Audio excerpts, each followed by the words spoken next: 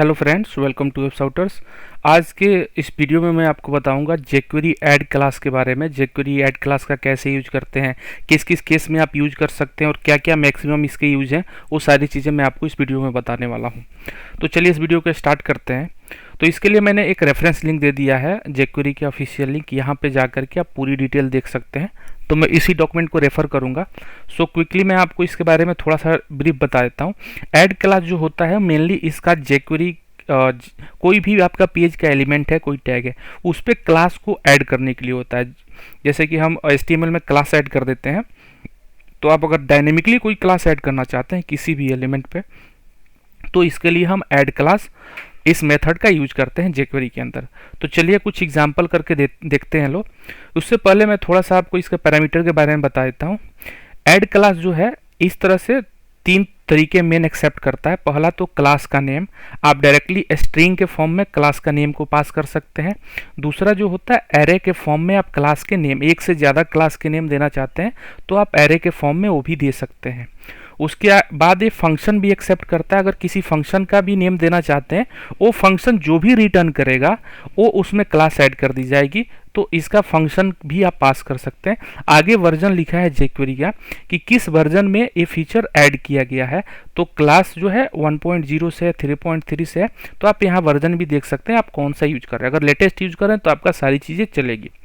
चलिए कुछ एग्जाम्पल करके मैं आपको दिखाता हूँ। तो कुछ एग्जाम्पल है, मैं इस एग्जाम्पल को कॉपी करता हूँ फिलहाल, और मैंने एक एडिटर में index.html फाइल बनाई है। नॉर्मली मैं इसको पेस्ट कर देता हूँ और एक बार आपको रन करके दिखाता हूँ। इंडेक्स फाइल है, ब्लैंक है, यहाँ पे कुछ भी नहीं है। मैं इसको रन करता हूँ, देखिए ये हमारा रिजल्ट आ रहा है। ऐसे मैं आपको थोड़ी सी मैं आपको इस सारी चीज़ें मैं अभी फ़िलहाल हटा देता हूँ।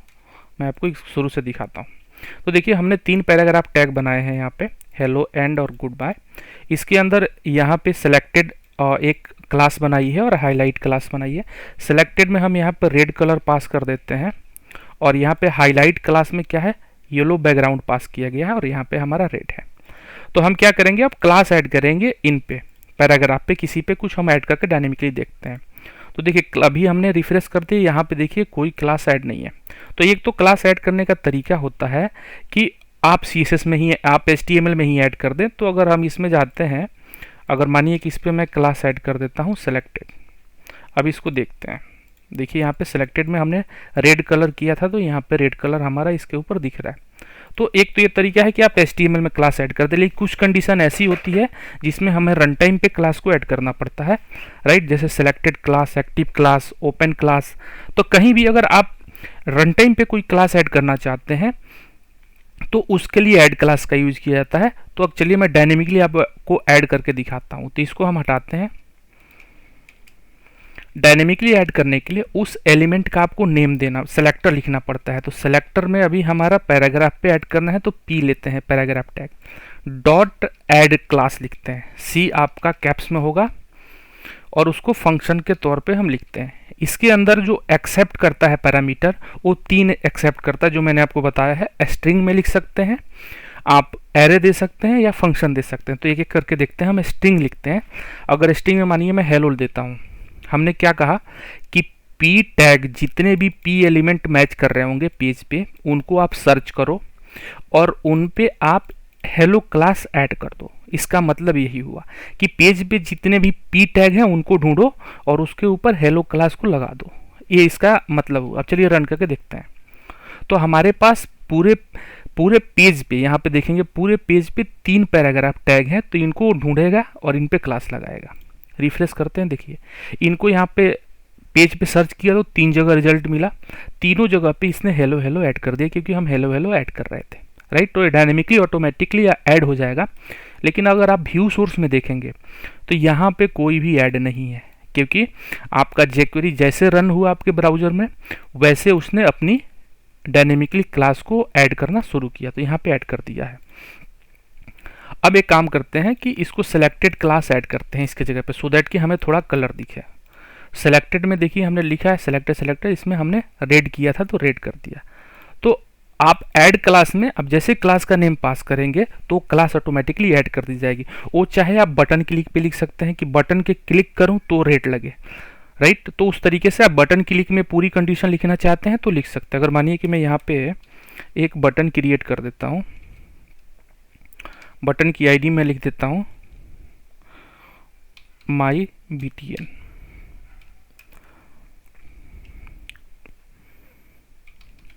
क्लिक हियर, मानिए मैं टेक्स्ट लिख देता हूँ और इसके क्लिक इवेंट टिक लगाते हैं हम,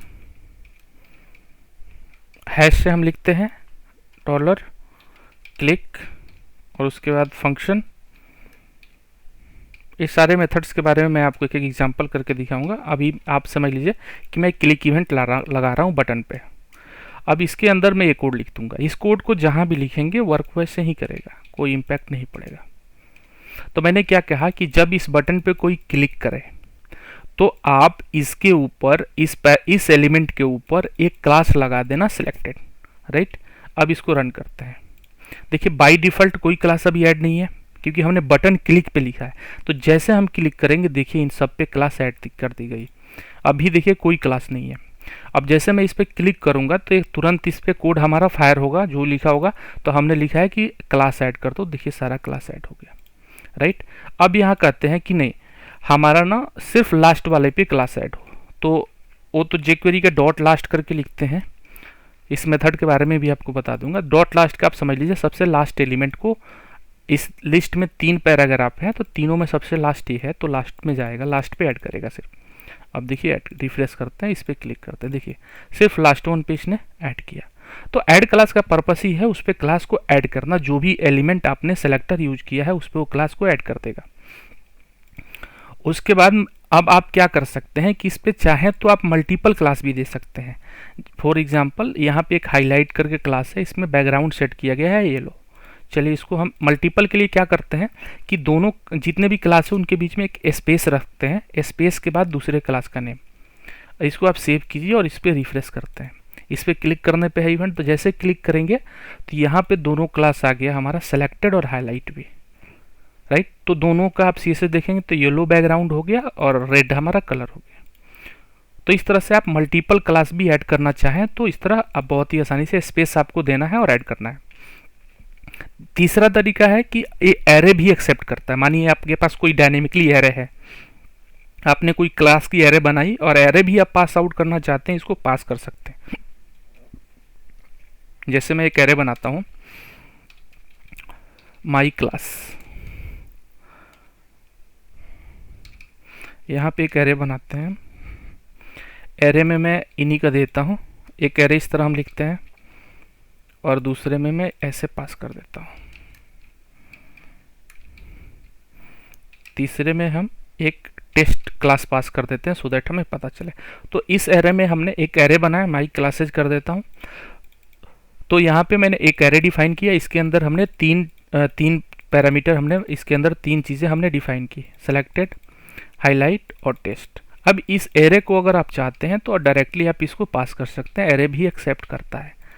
तो हमने क्या बताया कि पी टैग के लास्ट एलिमेंट को पकड़ो और उसके ऊपर इस एरे में जो भी है वो क्लास ऐड कर दो।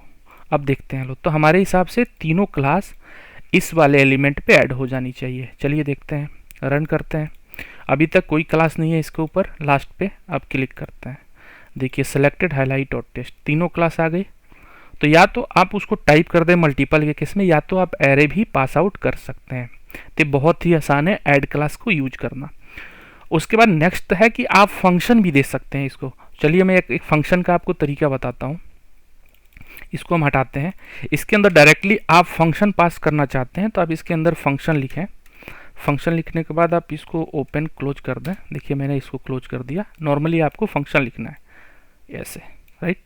अब इसके अंदर फंक्शन के अंदर क्या होता है कि जो भी आप रिटर्न करते हैं, सबसे पहले मैं बता दूं, ये फंक्शन के अंदर 2 आर्गुमेंट्स होते हैं जो इनिशियली दिया गया है। पहला तो होता है इंडेक्स, कि आपके इस एलिमेंट का कौन सा वो इंडेक्स है पेज पे। उसके बाद होता है करंट क्लास, कि इस पे करंट क्लास क्या चल रही है। ये 2 आर्गुमेंट्स होते हैं, ऑप्शनल है, आप दे सकते हैं, नहीं भी दे सकते हैं। अब इसके बाद आपको यहाँ से ये फंक्शन जो भी रिटर्न करेगा वो उस पर क्लास ऐड कर दी जाएगी उसी नेम से। जैसे मैं रिटर्न करता हूँ फॉर एग्जांपल टेस्ट क्लास, ये मानिए मैं रिटर्न करता हूँ वैल्यू। तो सिंपल ये फंक्शन जो है सिर्फ एक स्ट्रिंग को रिटर्न कर रहा है। अब देखते हैं क्या होता है। अब हमारे अकॉर्डिंग क्या होना चाहिए, जो ये रिटर्न करेगा वो इस एलिमेंट पे ऐड कर दिया जाएगा, उसके लास्ट पे, तो मीन्स इस पे ऐड किया जाएगा। देखते हैं इसको, इस पे क्लिक करते हैं। जैसे हमने क्लिक किया देखिए यहाँ पे टेस्ट क्लास ऐड कर दी गई, जो कि फंक्शन के थ्रू रिटर्न की जा रही है, राइट।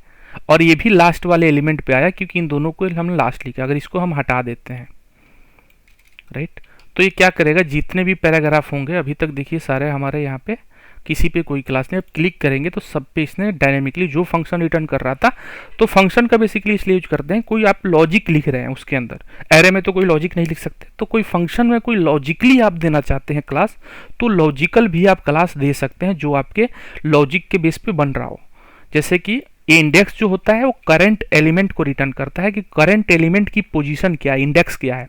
जैसे आपको पता है इंडेक्स 0 से शुरू होता है, तो हेलो जो है वो पेज पे 0 पोजीशन पे 1 2 इस तरह करके।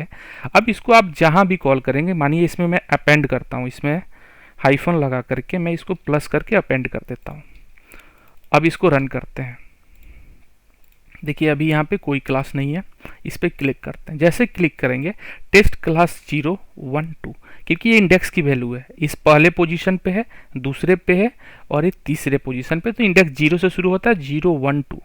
ओके, तो इस तरह से आप बहुत ही आसानी से फंक्शंस का इंडेक्स आर्गुमेंट का यूज करके आप डायनेमिकली, आप अगर यूएलएलआई बना रहे हैं तो आपको यूएलएलआई में डायनेमिकली जब ऐड करेंगे तो डायनेमिकली सबकी आपको ये इंडेक्सिंग कर देगा, इंडेक्स के तौर पे उसका नेम आपको रख देगा।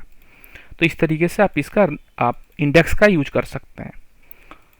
उसके बाद एक होता है करंट क्लास, कि अगर उस पर कोई करंट क्लास के बेस पे लॉजिक लगाना चाहते हैं कि करंट क्लास में ये ना हो तब ये क्लास ऐड किया जाए। जैसे मानिए इस पे मैं फर्स्ट वन पे मैं क्लास ऐड कर देता हूँ सिलेक्टेड। ओके, और इसको हम रन करते हैं। देखिए यहाँ पे फर्स्ट वन पे सिलेक्टेड है। ओके, अब मैं यहाँ पे इसको ये कहूँ कि if current class not equal to selected, अगर सेलेक्टेड नहीं हो तो ये ऐड कर दो। सिर्फ मैंने बताया कि करंट क्लास में अगर सेलेक्टेड नहीं है तो आप इस क्लास को ऐड करना, सेलेक्टेड वाले पे मत करना, सेलेक्टेड को छोड़ के सब पे करना ये क्लास। ये लॉजिकली मैंने करंट क्लास में आपका जो एग्जिस्टिंग जो क्लास लगा हुआ है उसका वैल्यू देगा ये। चलिए रन करते हैं इसको देखिए अभी यहाँ पे सिलेक्टेड है, अभी यहाँ पे देखिए कहीं नहीं है। तो यहाँ पे जब हमने क्लिक किया तो इस पर नहीं किया क्योंकि हमने उसकी वैल्यू यहाँ से की हुई है कि करंट क्लास को स्किप कर दो, राइट। अब इसका दूसरा तरीका मैं बताता हूँ। अगर आप इसको क्लियर देखना चाहते हैं आप कंसोल डॉट लॉग कर सकते हैं। कंसोल डॉट लॉग करने के बाद मैं आपको दिखाता हूँ। यहाँ पे हम कंसोल में जाएंगे, अभी कुछ भी नहीं है। इसको रिफ्रेश करते हैं। इसको जैसे क्लिक करूँगा तो ये देखिए हमारा सेलेक्टेड आ रहा है क्योंकि पहले एलिमेंट पे हमारा जो है सेलेक्टेड क्लास लगा है, राइट। अगर इस पे मैं क्लास लगा दूँ क्लास test1, अब इसको कंसोल लॉग करते हैं। देखिए सेलेक्ट test1, राइट। तो इस वैल्यू की करंट क्लास की वैल्यू को प्रिंट करता है ये कि करंट क्लास के बेस पे कोई लॉजिक लगाना है तो आप उसको एक बेस पे भी कोई लगा सकते हैं लॉजिक। इसके लिए हम फंक्शन का यूज करते हैं। तो आई होप आपको ऐड क्लास पूरा समझ में आ गया होगा कि ऐड क्लास का हम कैसे यूज करते हैं, क्या क्या आर्गुमेंट्स होते हैं और कितने तरीके से हम यूज कर सकते हैं। तो यही था ऐड क्लास के बारे में, सारे एग्जाम्पल्स हमने कवर कर लिए हैं। तो अगर आपको ये वीडियो अच्छा लगा, अगर आपको अच्छे लग रहे हैं एग्जाम्पल, तो आप चैनल को सब्सक्राइब करें, लाइक करें और कमेंट करके अपना ज़रूर व्यू बताएं सो दैट कि मैं थोड़ा सा मोटिवेट हो जाऊं आपके व्यू से। चलिए मैं आपसे अगले फिर एग्जाम्पल में मिलता हूं, तब तक के लिए गुड बाय।